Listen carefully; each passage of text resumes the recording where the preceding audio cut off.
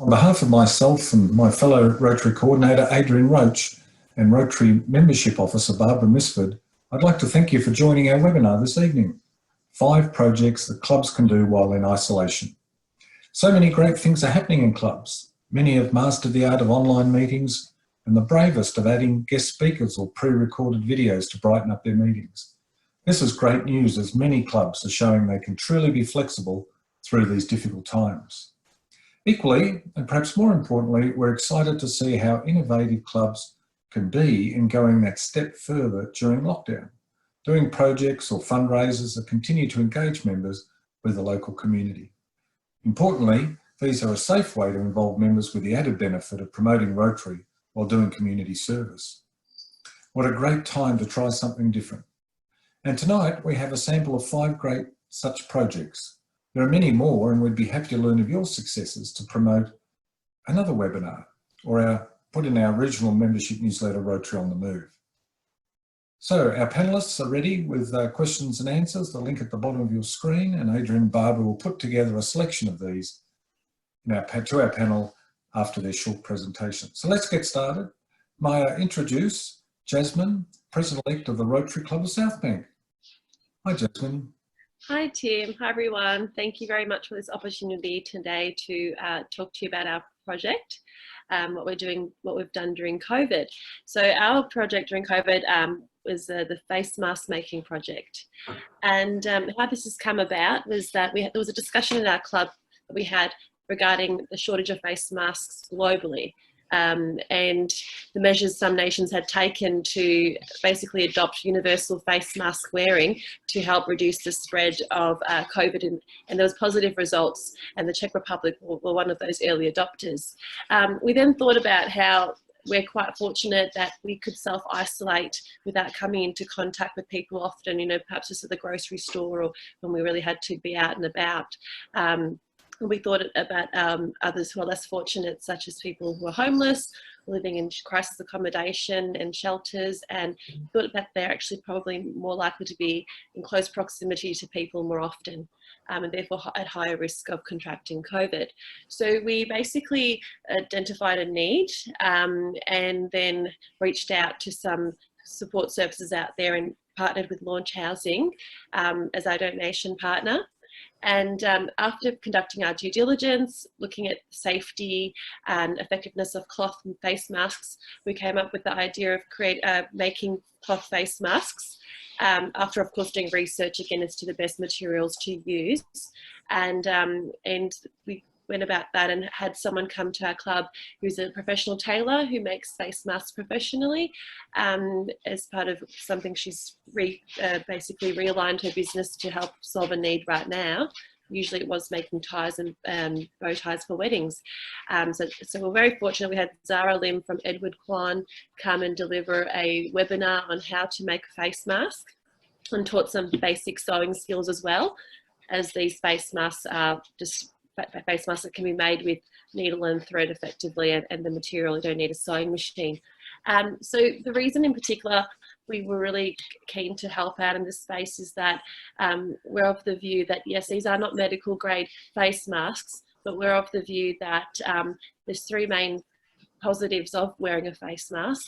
And firstly, it just helps people be more conscious of social distancing, so they can just basically be reminded, and then it also discourages people touching their face, which can help, which would, it does spread COVID and increase infection. So then thirdly, it was that people are mostly asymptomatic in the early days of contracting the illness, and therefore wearing a face mask would just provide an additional barrier from spreading, spreading the illness again. So we basically created this project as something that we thought would help engage members to our club, as well as do something good during these isolating times, and people learned a new skill, how to sew, and as we don't know how long social distancing rules will be in place, we don't know when a vaccine will be created, so we think that this might be something that will be going into the future, that there will be a need as well for face masks for a while until we have more information and COVID is fully under containment and there's less risk of contracting the illness when out and about. So yeah, that's basically our club, and we have got a online video as well, which Tim has kindly shared, as well as our written instructions on the actual pattern on how to make the face mask as well. Thank you very much. Sounds a great project, and all the best with that. So we'll move on now, and I'll introduce David Hanlon, who's the District Membership Chair of 9820. Welcome, David. Thanks, Tim. Thanks for the invitation. I'm going to talk about the club's community Zoom sessions. As a club, we're an early adopter of Zoom, and we carried out training with our members in late January. And to some extent, we've mastered the online meeting, but found that we needed to take it a bit further. Rather than it just being a social meeting, we turned our attention as to how we were going to engage not only in interesting speakers, but also how would we connect with our community during this lockdown period. In looking at this, the members assessed that we had a variety of vocations which offered up various skills that could be applied in helping our community during this COVID-19 lockdown. After the discussions, the members decided on the concept of the community Zoom sessions on a range of topics. And the first topic that was identified was to be delivered to people who could be struggling in isolation, trying to work from home, trying to homeschool the kids. And it was delivered by one of our members, Bev Unit, who happens to be a business coach and lifestyle coach, and concentrated on how you communicate in difficult times with various personality types. And it was focused on the theme of say yes to me. So it was quite an exciting opportunity for the club to offer this sort of subject, which was around mental wellness. We charged a small fee, with the proceeds are going to purchase of a kangaroo chair, which enables parents of prem babies to have skin time in the hospital. The event was advertised on both the club's Facebook and the district Facebook pages, and of course our members were encouraged to share that far and wide. The first session had good registrations, more importantly had good participation, and some fantastic feedback at the end of that came to us from Facebook posts. We intend to hold another session in 30 days' time on a different topic. And in the meantime, the club is working on an online trivia night. Again, it's a bit of a fundraiser for equipment for our local hospital. So thank you, Tim, for the opportunity of being able to share that. Thank you, David. Now to reintroduce, really, Raj, who's president of the Rotary Club of Rowville, Lysterfield, and Neill Sheldon, Rotary Club of Bayswter, to talk about their project. Thanks, Raj. Thank you, Tim. Neill Sheldon, I'm the chair of the 2000 Knox Art Show. Bayswter Victoria Rotary Club has been holding the Knox Art Show for over 40 years as a primary source of funding its programs. The show is usually held at the Knox Art Centre in Bayswter and has become an important community event for the Bayswter, Knox and outer eastern suburbs of Melbourne. It provides a great opportunity for first-time and existing artists to display and sell their work along with local schools. This is also a great opportunity for local businesses to promote their services and support Rotary's good work. In 2019, the Rotary Club of Rowville, Lysterfield joined Bayswter Club in helping run the Knox Art Show, which was due to be held in March 2000. The club has been using Gallery 247 website facility for some time. This enables artists to register their paintings online with a photo of their work, enabling the art show committee to view and select the works for display. Once this has been done, artists are advised which of their works have been accepted and then bring them along to the art centre at the appropriate time for hanging and display and hopefully sale. Funds are obtained by artists paying fees for entering their paintings, and obviously when the paintings are displayed, and commissions from when they're sold. The event attracts, well, over 200 local artists, and as many as 1,000 people attend. The event is held over Friday, Saturday and Sunday. The opening night is a chance to invite local dignitaries, sponsors and winning artists. And thanks to the City of Knox, who provide support and fund the prizes. This year's the money raised will go to Knox Gives, for homeless people, Polio Plus and Rotary's Bushfire Appeal.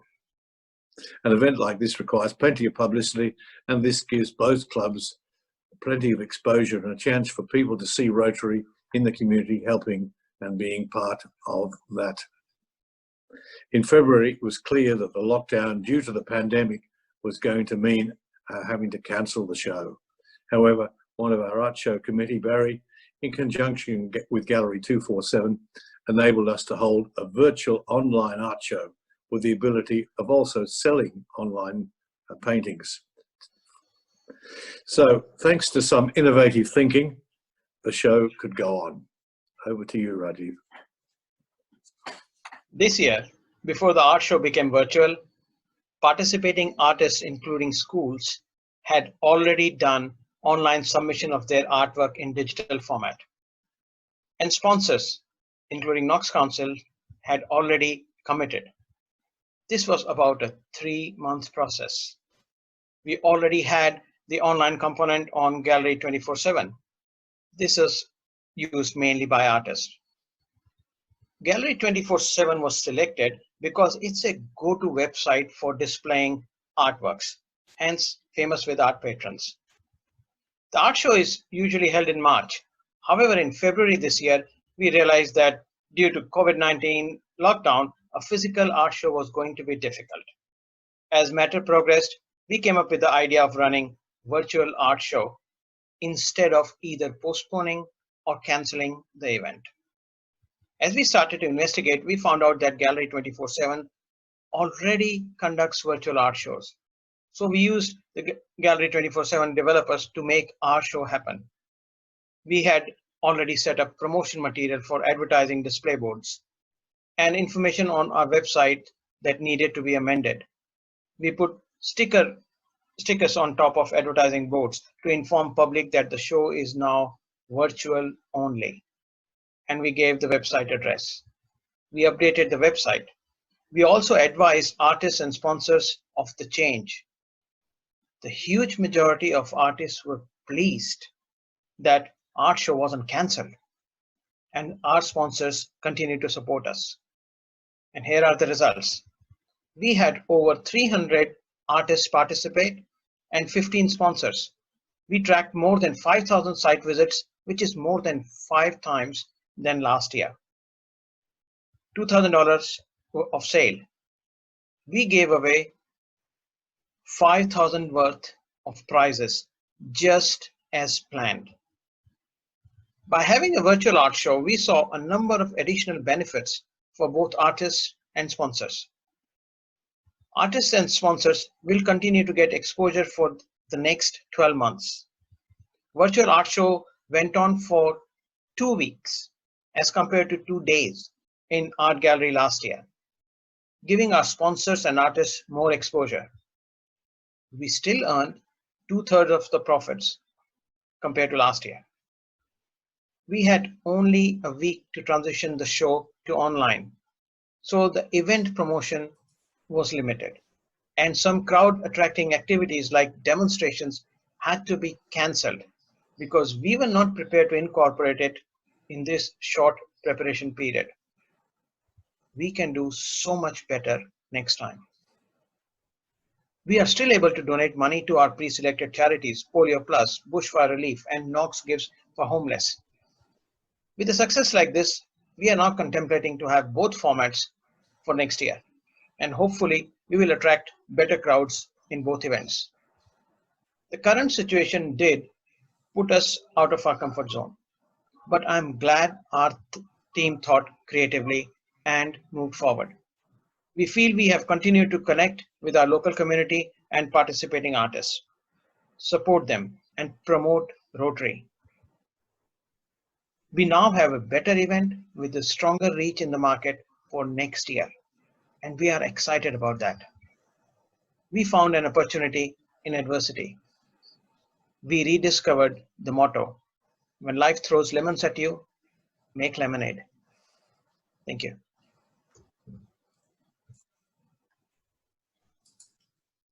And now, thank you very much, to introduce Lenard, who's president of the Rotary Club, Rotaract Club of Adelaide University, to tell us about his story. Hi, Lenard. All right. Hi, Tim. Thank you very much. And hello to everyone. So thank you very much for having me tonight to talk about our Rotaract cooking class. So this is a little project. This has actually come about through a group called Successful Communities. They are an offshoot of the Multicultural Communities Council of South Australia, which is the peak body of multicultural communities in our states, in SA. And we've been doing these regular catch-ups with the Successful Communities group and just giving people a chance to connect and to network. And one of the founder of Successful Communities is actually here, Meg's Lamb. She's here tonight with us in the audience. And she talked about the idea of doing a cooking class. And then I thought, that's an amazing idea. Why don't we do this in partnership with the Rotaract Club? Because it's a fantastic foundation to actually provide this, to do these cooking classes and to do this activity. So in collaboration with Successful Communities, we've been promoting these cooking classes on Facebook and social media, and it's been a great hit. We've found that it's been really well accepted by members of the Rotaract Club and members of the general community. We've had members themselves, they have been, because we're a Rotaract Club that's made up of many different international students from around the world. We have members from Pakistan, from Nepal, we have local members as well, but we've found that these members have been able to take charge with these cooking classes, and they've been holding their phones quite literally on Zoom. So everyone would join the Zoom call, they'd hold their phones, and they teach us how to make their dishes, traditional dishes, from the comfort of their own home in their own kitchen. And so we founded a little, like a fellowship of it in itself, a little Rotaract cooking class fellowship. And we've been taking notes and doing recipes and exchanging recipes. One of the first ones we did was a South Asian dish, a Pakistani member, her name's Aksa. She taught us how to make a dish called masala khichdi. So, and it was just amazing how it was really, really engaging. And not only have the members been able to teach us how to make a dish, but give a little insight into the history of it and show us a little bit of the culture. And we found that this has been fantastic to bring people together through food and build a sense of community during isolation. And it's also not only that, but help to provide a reprieve from the bombardment of them through the media that we've been getting, all about those different statistics and the doom and gloom of COVID-19 and what a negative impact that's happening on the world. But the Rotaract cooking classes have been a really, really good opportunity for us. And the other one that we did was a Nepalese dish called kwati, and I'm going to be doing the next one. So that is going to be on May 16th from 12 p.m. Australian Central Daylight Time. You can find the link on Facebook. I'm going to be making two dishes. One is a dish from my nonna, so it's called broccoli pasta di Nonna Maria. It's a very easy traditional dish, and the other is pasta al tonno siciliano, which is a traditional tuna dish from Sicily. So I'm really looking forward to teaching you all, and I'd invite everyone here tonight to come and attend the Rotaract cooking class, and hopefully we'll see you there. Thank you very much, Tim. Thank you very much, Leonard. And I think you're doing any diet special food? Say again? You're doing any diet food? Are we doing any diet food? know, Not really. It's mostly delicious, healthy food, but a lot of the dishes do have a lot of health benefits. So, oh, that's fine. I don't need a diet, but thank you very much, Leonard. Really appreciate that. And we'll pass on to our next presenter, of course, which is Georgina. Thank you. I'm sorry, I'm still on my trainer wheels here and I've made a few mistakes, but I think we're going well. And I'd like to introduce all the way from New Zealand, Georgina, who's District Trainer in District 9910 in New Zealand. And Georgina, I believe you're going to tell us about your great project. Hi everybody. I'm actually a member of the Orewa Millwater Satellite Club. So I belong to a satellite club. So not a traditional club by any shape or form. Just before COVID-19 became evident and we went into lockdown, the community actually posted a community meeting out on a Facebook page because they were quite concerned around what did this mean for our vulnerable and the elderly, because we live in an area in the peninsula which has a very high demographic of retirees and retirement villages. So the community was very concerned and they decided to call a meeting. So my husband and I thought, well, let's go because this is our community. So we went to the meeting and identified very quickly that they wanted to put together some sort of project where we could offer support to those that were vulnerable in the community. We introduced ourselves that day as Rotarians, and throughout the course of the meeting we offered the Rotary branding to the volunteers because we wanted them to know that Rotary is a well-known brand, and by having that branding it would have more credibility and people would feel safer within the community. So the group of volunteers adopted that very, very quickly and they were more than happy to use the Rotary brand.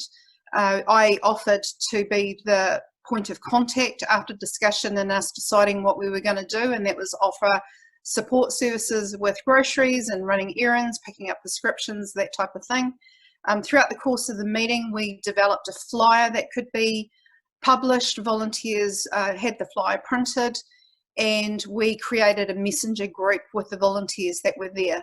At that point there were about 12 of us. Within 24 hours that number grew to about 60. I said to my husband, we need to contact the organisers because it's very soon, it's going to get out of control and we won't be able to we won't know what the volunteers are doing. So we contacted the two people that originally organised the meeting and we made a recommendation to create a committee so that we could keep track of the volumes of volunteers and organise people and make sure that everything was run legitimately. So within 24 hours we had created a committee. My husband and I had created roles within the committee and even job descriptions. We advertised amongst the volunteers for admin support person. We created 5 team leaders and we assigned all the volunteers under those 5 team leaders. We split up our community in different streets. So within 48 hours we were able to identify team leaders who picked up all the flyers and distributed them to their volunteers so that all the streets could get letter drops with these flyers. Within 72 hours we had developed volunteer badges. We had liaised with police and community services, so we were recognised as an essential service. The badges with the Rotary branding on it meant that volunteers could be identified. Our husband and I personally donated money so that we could get grocery shopping for individuals, and we set up a system whereby we just gave them the receipt. We dropped their shopping off at their front door and phoned the householder and left the receipt with their shopping in the bag and invoiced them. part of our invoicing system included having a donation if they wanted to make that, because they then paid us online. And we took the risk to financially support it because we really wanted to help people. And then within 96 hours of that very first meeting, we were having people ringing up because we went into lockdown within 48 hours of having that meeting. So within 96 hours, we were having people contacting us because they were panicking and didn't know how to get their shopping and all of that type of thing. So on average, we're probably doing 1 to 2 shops a day. My husband and I have still continued to work through COVID-19. And it's been a great project in the sense that any Rotarian can do it, because we've just operated from the comfort of our own home, and we've just been delegating out responsibility and for things for people to do. So we actually haven't had to leave the house ourselves. We're not in the vulnerable age bracket, but because we're in lockdown, we could still operate from home. So from a Rotarian perspective, especially with the age demographic in our area, it means anybody could do what we currently are doing.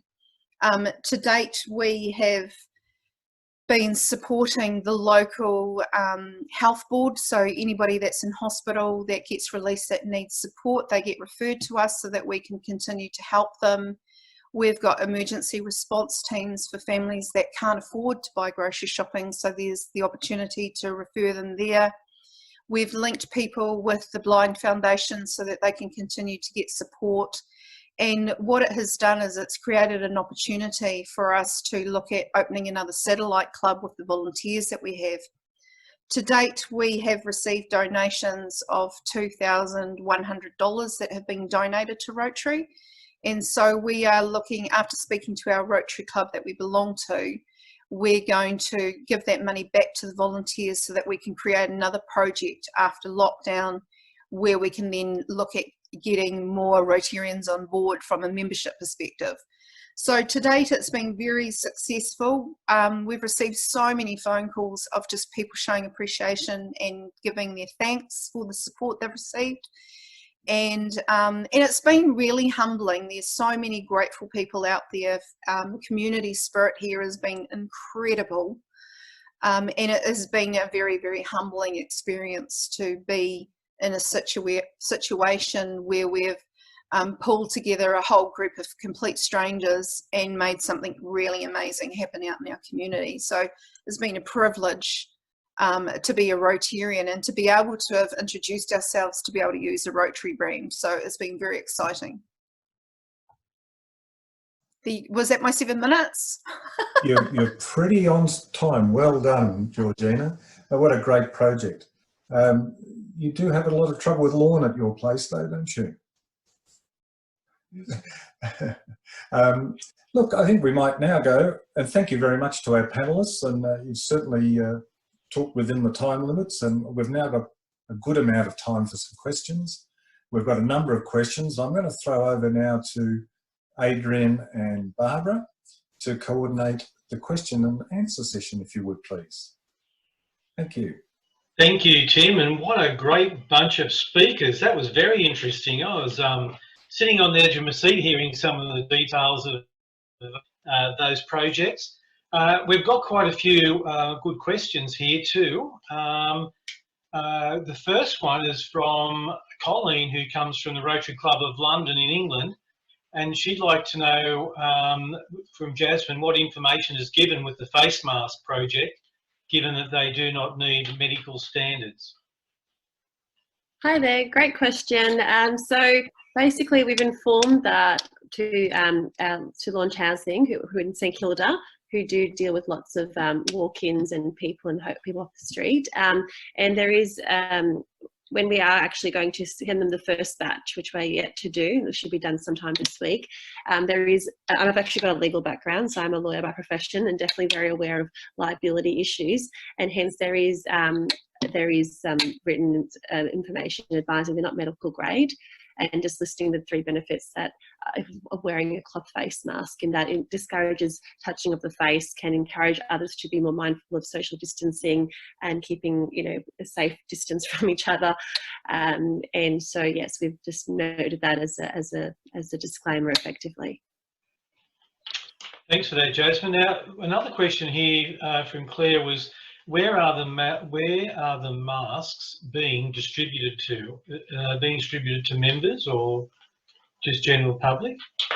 Sure. Was that question about who's making the masks or who's it distributed to? So I saw a few different questions.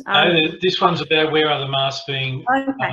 Distributed to. Excellent. So they're being, we're sending them, we're actually providing them to Launch Housing St Kilda office, and they've got caseworkers there who are working, and it's basically available for whoever wants to take a mask. It's there for anyone who walks in, and with that note that it's not medical grade, however, noting the research indicated benefits of wearing a face mask. Very good. Now, this is more a comment than a question, but the Rotary Club of Corrimal in District 9675 has been making face masks for the local homeless hub. Now, another question here. No, that is for someone else. Okay, I might hand over to Barbara now so she can ask some questions. Thanks very much, Adrian. Yes, I'd just like to echo, we've had some really great, interesting projects that people are doing. And this is a question for Dave. Mitchell Brown, and he says, David, can you please advise what the maximum capacity of the Zoom community meeting capacity is? Thanks, Barbara. We have the professional license and we can do 100 on that license per session. Thanks, David. There's also another question that came from Linda Carr. She said, what was the reaction to the $5 charge? Was there concern about professional indemnity? No. Actually, the lady that was delivering the session, she does this professionally anyway, so we had her indemnity behind that. The reaction to the $5 was, it was $5 a household. It didn't matter how many people within the household were there. It was just $5. And they knew that that was going to, all the proceeds were going to those kangaroo chairs. Thanks, David. Yeah, they were the 2 questions that came for you. We also had a comment from John Fennessy, who said the Rotary Club of Epping in New South Wales is delivering Meals on Wheels and partnering with Christian Community Aid as well. So that's a great thing to be doing. So, Adrian, I'll pass it over to you to ask our next panelists some questions. Thank you, Barbara. Now, what's the next one we've got here? Will we be able to access contact details for the various projects for further discussion about how to? I think I might get Tim Moore to answer that question. Sure. Yes, absolutely. In fact, at the end of this, I was going to say that we will, if the panelists all agree, we'll give their contact details. I know Jasmin's got some sewing lesson or a video you can link to, which I'm about to work on. And also, Jasmin is very happy to tell clubs on how they can get involved in this. So we'll certainly send that out to all our attendees that registered. Okay, now we move on to a question for Georgina. How big was the vulnerable population? Was any other organisation doing similar work? So the vulnerable population where we live is probably about 55% of the population is vulnerable, because we live in an area that's really highly populated with retirees and people who are in their 70s and 80s, so a very high population. As far as other organisations, there are emergency response groups, community groups in our area, but they're only made up of around 3 or 4 people. So they were quite small, and we did have them on board already because they contacted me and we brought them on board as well. So in our area, and we're receiving referrals from them just solely because of the volumes that we had. We had a lot of support systems put in place, and we did a lot of behind the scenes stuff around making sure the volunteers went through a health and safety induction, that they understood the health and safety around COVID-19, and that they took responsibility for their own health and safety. We went through the 2 metre distancing, so the project involved no face-to-face contact. We had spoken to the supermarket in our area, so they were supporting us with a mechanism where we just gave them money and our volunteers signed for it. So with the badge, they signed for the grocery shopping, and we just kept topping it up whenever it started to go low. Yeah, so it's been very, very full on, really. Very good, Georgina. Just a question here. I'm not sure if you covered this, but did you get your non-Rotarian volunteers vetted? Yeah, so we didn't vet them because obviously they're volunteers, but what we did is with the team leaders, I had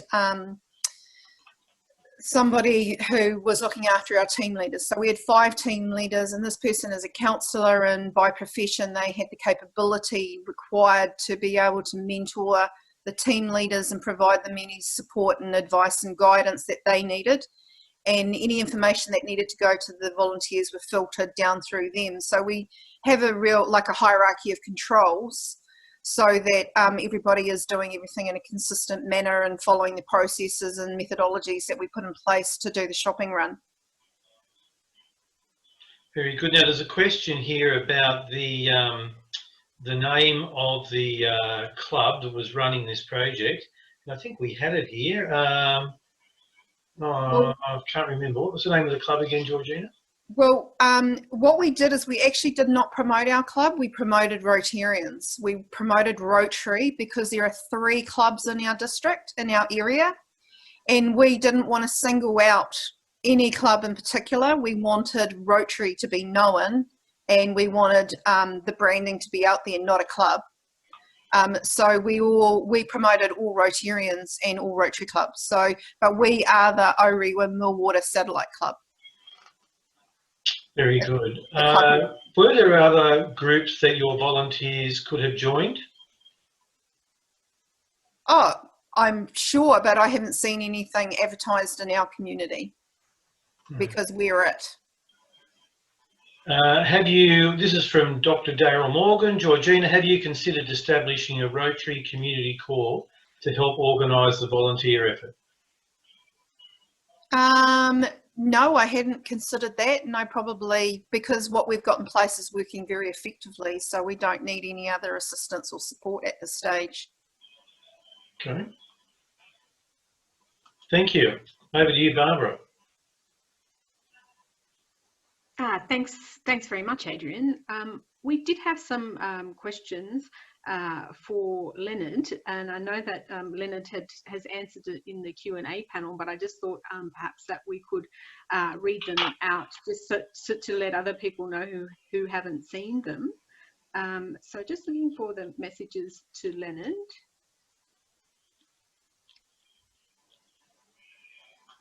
Pardon me.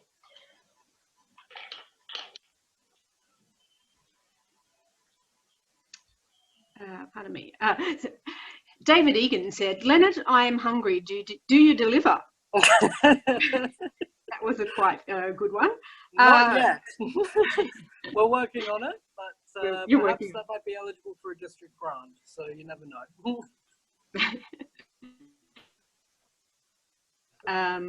A question from Fiona, who said, can we get the link for the Rotaract cooking classes? And I know that Fiona, that Lenard has already put that in the panel, but we can also distribute that. Yes, certainly. Yeah, we are on Facebook as well. It is up as a Facebook event. So if you were to search Adelaide University Rotaract Club Facebook, you'll be able to go to the events tab of the page, and then you can find Rotaract Cooking Class Italy is the name of the event. Within that event itself, there is a link to the Zoom link for. So yeah, looking forward to it. but I'm happy to distribute links as well as needed. So Leonard, there was also a question from Linda Carr, and she said, did you have a lot of Rotarians join in on the Zoom classes? Yeah, so we did have one Rotarian, I remember, I think it was from Melbourne, which was quite a surprise, because initially it started as us doing our own little Rotaract cooking class, within the club. And all of a sudden we're saying, oh, hello, I don't think we know who you are. Whereabouts are you from? Oh, yes, I'm a Rotarian from Melbourne. We're like, okay, that's cool, no problem. Welcome to the cooking class. So we have been getting some people, and it's just crazy to see where it's come. And you know what? We are always happy to have new faces and meet new people from around the country. And Rotarians, Rotaractors alike, even non-Rotarians, doesn't matter. Cooking and food brings people together, and that's what we're trying to do. We're trying to foster a sense of community. So we found it's been really effective, and yeah, if it brings more people together, then hell, bon appetit. We also had a question from Heather, and she asked, do you charge for people to join your cooking classes? Is it a fundraiser or is it just for fun? It is fun. We don't charge at all. We want to keep it as a kind of like a grassroots sort of thing where the members can get hands-on, they can teach other people. Even the members themselves, they found it to be almost like a professional development sort of thing, something that they're not used to. And cooking from other cultures and dishes is something that they've really, really enjoyed. So yeah, no, in short, we're not charging. We're keeping it as free as we can. That sounds great. And there was a comment from Nick Courtney in New Zealand, and Liz, Nick and Liz. Leonard, you could publish the cookbook. Is that something that you can? I could. I just need to publish it, really. So, and you know what? There are about how many? 249 pages. So that's 249 recipes. We've got a few more recipes to fill up first before we can get publishing. But yes, it's certainly something we can consider. Definitely. I'm sure that's something that everybody will be interested in. Oh, for sure, for sure. The first Rotaract cookbook, you never know. Yes, exactly. So I'll hand over to you, Adrian, for some more questions to our other panelists as well. Okay, so what have we got left here? There's one here from Georgina asking, what do you anticipate the growth in membership to be post-COVID-19? Georgina, you'll have to unmute you. Yeah, so, well, this is the thing. We currently have around 50 volunteers, because since we've gone from lockdown to level 3, we have had people go back to work. And so their commitment, they've not been able to follow through on that. So we've got about 50 that are still engaged. We have been doing other things to promote a sense of camaraderie. So we've been holding online quizzes and fundraising with our volunteers as well, which has been quite. We're hoping that as a result of this, we can initiate a satellite club and link it to the club that's in our area, and look at starting up a new club. So you need 8 members to get a satellite club started in New Zealand. So anything over and above that will definitely be a bonus. Thank you, Georgina. Now we've got a question here about Mr. Meals on Wheels partnering. Which Rotary Club and which Christian organisation? John Oxley's club in Port Macquarie does Meals on Wheels and might be interested in partnering arrangements.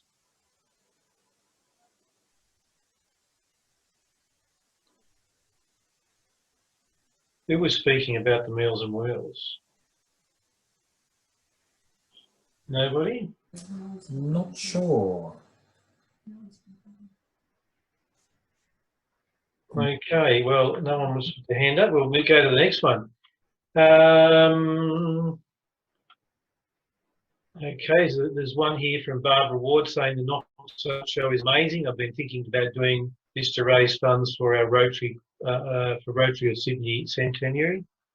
I've done that one about the anticipated increase in membership. I propose to distribute a summary of this meeting. Is anyone already planning to do so? Sorry, I joined a little late, so apologies if I've already covered.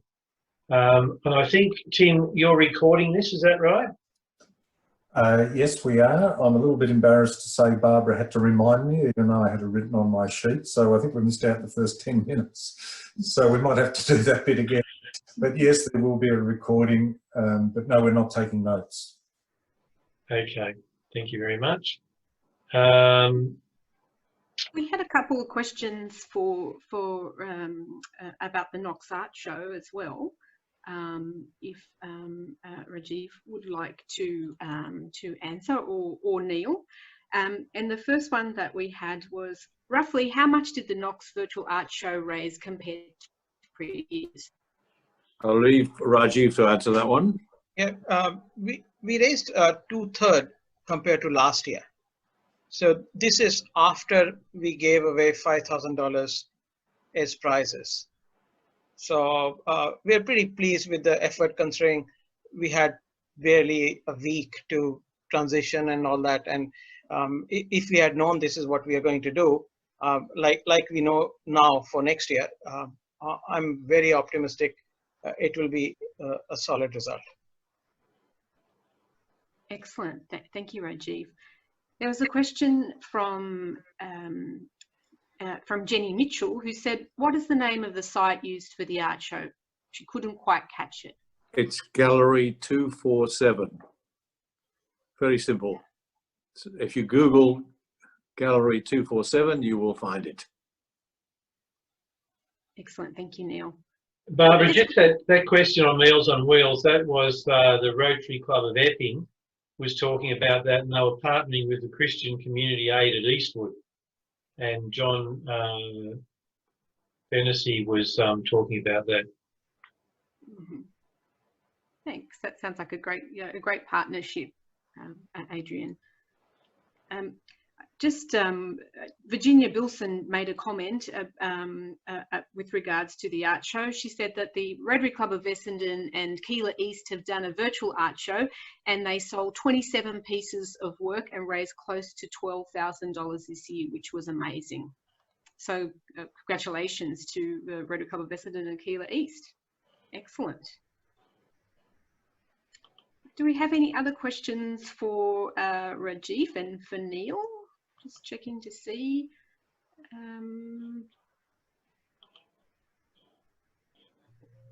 If anyone has any last minute questions they want to put down in the Q&A, open up the box and type them up and we can ask them to the right person. Yeah, we're still got to go. Sorry. So if you like, I've got a couple of questions and then you guys can finish off.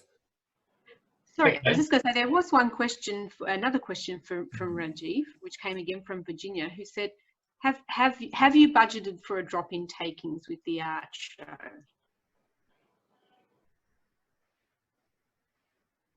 I think the answer was yes.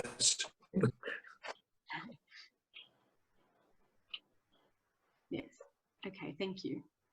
Okay, Tim, ask away. Yeah, I was just going to ask Jasmin. Your masks are hand sewn, aren't they? There's no mechanic. It can be done at home. Someone who's relatively unskilled. Is that right? Yes, Tim, correct. So Zara taught everyone on the tutorial how to sew from scratch, assuming no knowledge, and as well as on the instructions, it's step-by-step it tells people how to make a mask. So we wanted this project to be accessible and easy to do, so anyone could really give it a go without having to have a sewing machine or be a professional sewer. So hopefully it's also given people a new life skill of how to sew a hem now, or maybe a loose button as well. Perfect. I'll pass back to Adrian and Barbara. Thanks.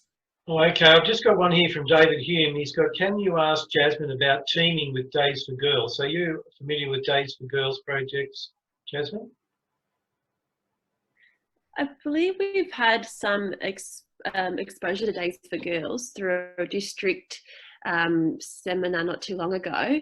However, our club hasn't yet had any direct involvement that I'm aware of, at least. So yes, I definitely would love to look more into that and see if there's some synergies. So thank you very much for that suggestion.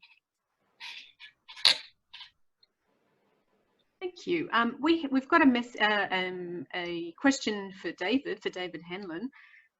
Leslie Turton says, the online trivia night sounds very interesting. Can we have a bit more info?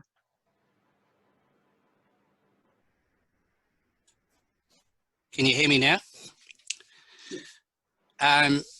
Yes, we've still got a little way to go with this. We were running a trivia night prior to being locked down, and it was along the lines of the Millionaire Hot Seat, where it involved a buzzer. You were given the choice of 4 questions, and the points that you got depended on the time that it took to answer it.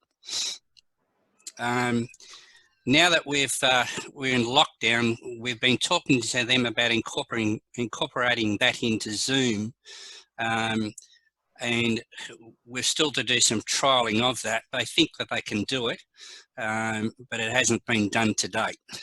So if we get this up and running, I'm happy to share it with everyone. David, have you tried Kahoot? I believe that also can be used in a very similar way as you're explaining. Yeah, it's a matter of whether or not we can integrate it into Zoom, because we still want the same sort of social interaction with the people who are involved.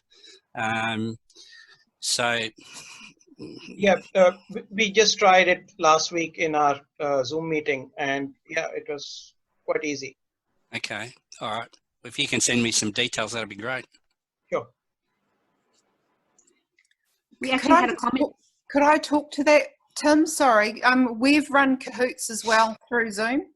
You just need 2 devices. So one's operating the Kahoots for the trivia, and it'd be the same with the quiz that you want to do, David, and you run that through one application, and then you use another computer or another device for the Zoom to run.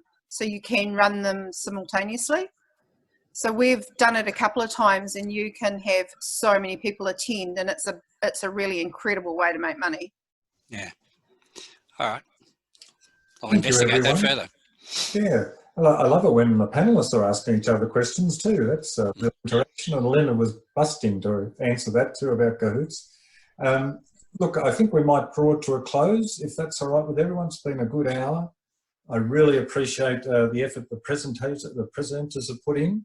Thank you to Adrian and Barbara. As I said, we have recorded this from a certain point, which I'm sorry about. We haven't got it all. I will get it better if there's a next time. I just wanted to also show everyone that, of course, our regional magazine, Rotary on the Move, the regional magazine for membership, that is, and strengthening clubs, which Adrian and I and Barbara contribute to, and we edit it and we distribute it to over 5,000 people around Australia and certainly New Zealand, anyone, Pacific Islands will have us. And it's got some great ideas like this. And we know many of you have got great ideas too. And look, if you give some feedback to us, we'd love to have another one of these perhaps in a couple of weeks, unless we've got something better to do, like go to a meeting in our car and have a meal somewhere. But I don't know about all of you, but I've really enjoyed it. My email address is at the bottom of that slide. Feel free to email me, and just if you could put your phone number in there as well, just in case if you say something critical or criticise us, I have to ring you back very late at night.